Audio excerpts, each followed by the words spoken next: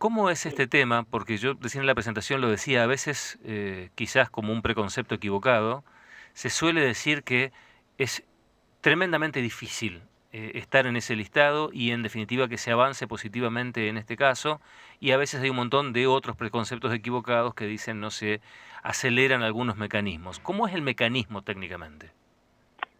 Bueno, lo real es que desde el registro lo que intentamos es poder acompañar justamente a las personas y familias que están interesadas en construir su familia desde la adopción.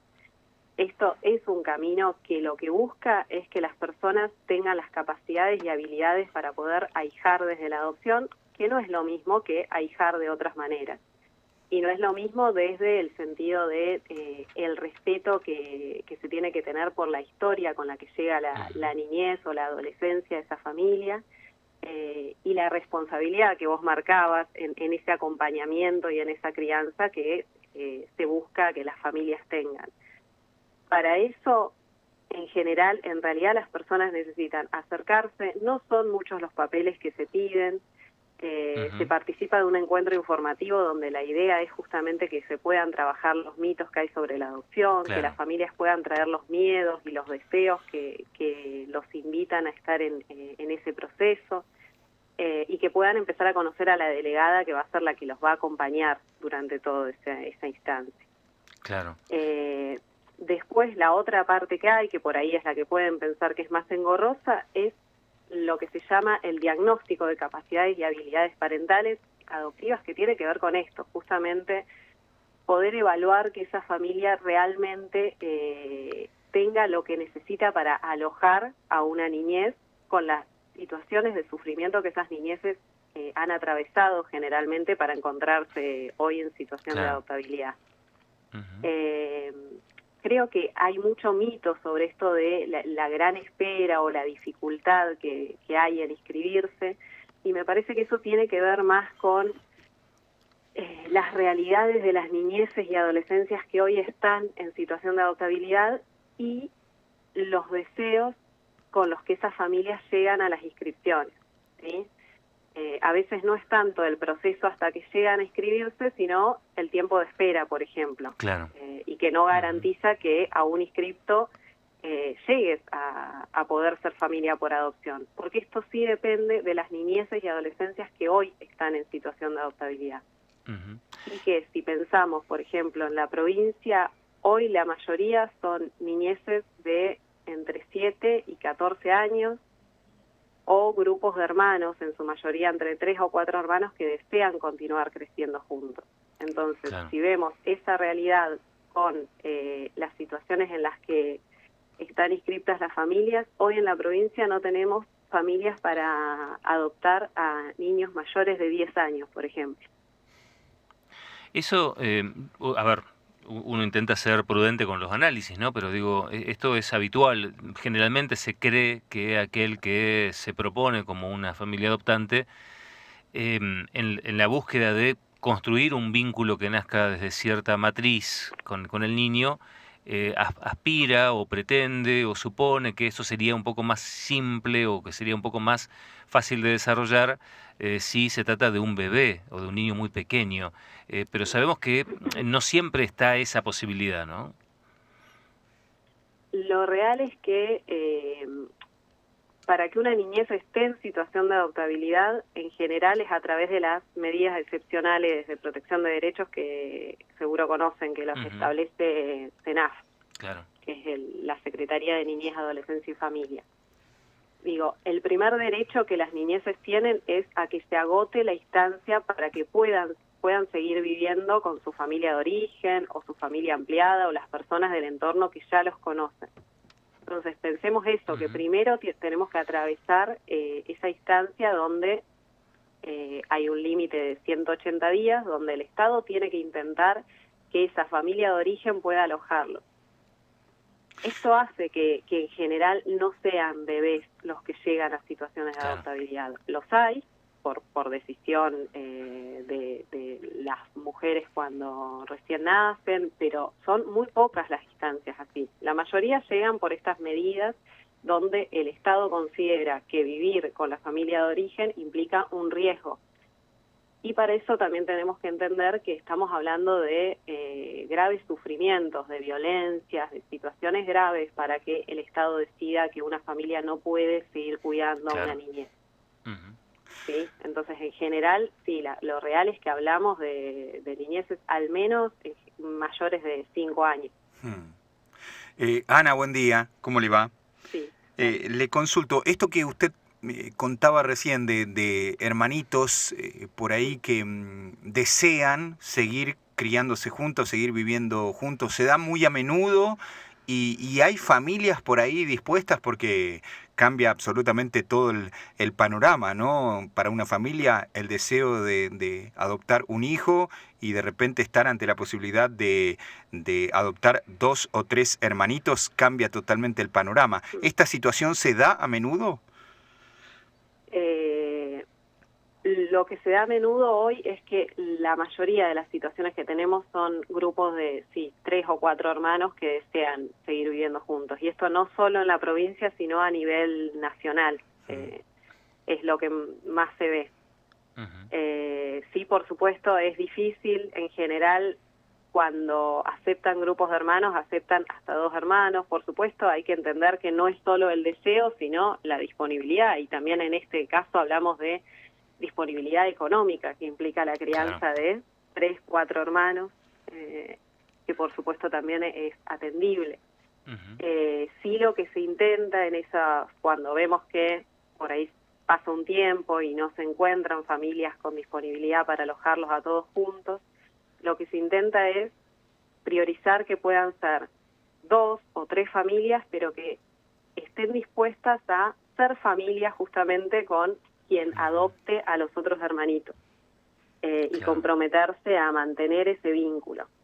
Es como mucho más difícil eso, ¿no? Me imagino. Y son más personas para articular. Yo siempre digo que cuando hay disponibilidad, pensemos que ninguna crianza se hace en soledad, que la mayoría de los que han criado seguro cuentan con familiares, con tíos, para hacer esa red necesaria de cuidado. Si logran hacer eso con las otras familias, así como a veces se logra con las familias solidarias que cuidaron previamente a esas niñeces, la verdad que son procesos muy hermosos y que ayudan mucho, sobre todo porque realmente pensemos que estas niñeces vienen de muchas separaciones donde no eligieron ellos y fueron por situaciones de riesgo que se decidió. Claro. Entonces, cuando nos están pidiendo que la permanencia entre hermanos es importante, es como el mayor factor de cuidado que han tenido en su historia, poder preservar ese vínculo. Y la idea es justamente acompañar a que las familias que se presentan para ser familias por adopción entiendan la prioridad de cuidar los vínculos que han sido significativos y amorosos para la historia de esas niñeces. En general hablamos de hermanos, pero puede haber también, no sé, esto que decía, algún vínculo con referentes de la familia solidaria anterior, alguna otra figura de la familia de origen. Es lo menos típico, pero también sucede, alguna tía que ha estado presente pero que no ha podido cuidarlos. Bueno, es eso, es como... Creo que ese es en gran medida, no quiero usar el término limitante, pero sí el gran temor de quienes adoptan a un niño que es quizás más cercano a la preadolescencia o que ya transitó la primera parte de la infancia, porque aunque traumáticos o aunque difíciles, esos vínculos persisten en el tiempo y ellos tienen la referencia de tener o un abuelo o un tío o alguien que quizás por cuestiones económicas no ha podido resolver una situación conflictiva o una situación traumática, pero que de alguna manera es una referencia sanguínea para el menor y que me imagino, no sé cómo se trabaja en ese tipo de casos, porque no es un vínculo a anular, sino quizás a integrar armónicamente, pero que tampoco siempre se puede. Sí, pensemos que cuando se llega a la situación de adoptabilidad ya se establece si hay o no vínculos que se van a mantener, sobre todo con la familia de origen. Eso ya se va a saber de si hay vínculos entre hermanos que es necesario mantener. Y sí, por supuesto, es trabajar con la familia la disponibilidad para poder respetar y ir acompañando a ese niño siempre desde el cuidado. Las personas que han sido evaluadas como riesgosas para ellos, por supuesto que nunca se mantienen esos vínculos y que por eso se llegó a la situación de adoptabilidad. Lo que pasa es que a veces un integrante de la familia, que aunque no sea directo y no sea catalogado como riesgoso, puede ser un punto de encuentro entre el familiar riesgoso y la nueva familia, ¿no? Entonces allí me imagino que radica la mayor parte de los temores. Y en eso siempre lo que hay que pensar es que para la construcción de una familia por adopción hay que estar dispuesto también al acompañamiento institucional.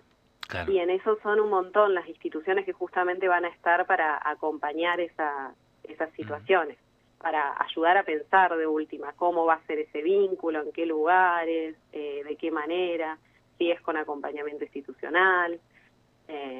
Pensemos que para el momento de la vinculación o de la guarda está tanto el organismo de protección que hizo la medida con esa niñez, como los equipos técnicos del juzgado para acompañar, ¿sí? Que son equipos interdisciplinarios que justamente van a estar para poder pensar y acompañar a la familia en este trayecto.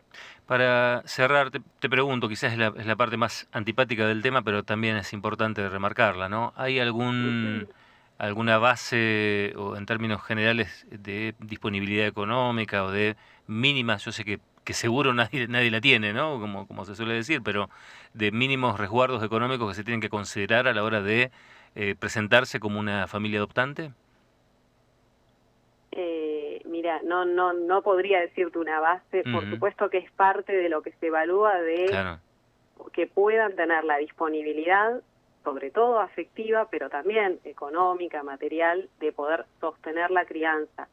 Por eso sabemos también que no es lo mismo estar disponible para una niñez que para 3 niñeces. Eso es algo que se va acompañando justamente en ese proceso diagnóstico. Es parte de, sí, se evalúa como que por ahí en esto es importante saber que se evalúa el lugar donde vivís, por ejemplo, pero tiene que ver con que vos tengas la disponibilidad para alojar a otra persona en ese espacio. Esto no implica que si tenés casa propia, si estás alquilando, como es, bueno, la flexibilidad que vas a poder tener en la crianza. Yo decía, suena antipático, pero en realidad forma parte de lo que cualquier persona, inclusive con hijos biológicos, la planificación familiar, digamos, tiene que ver con eso. Sí.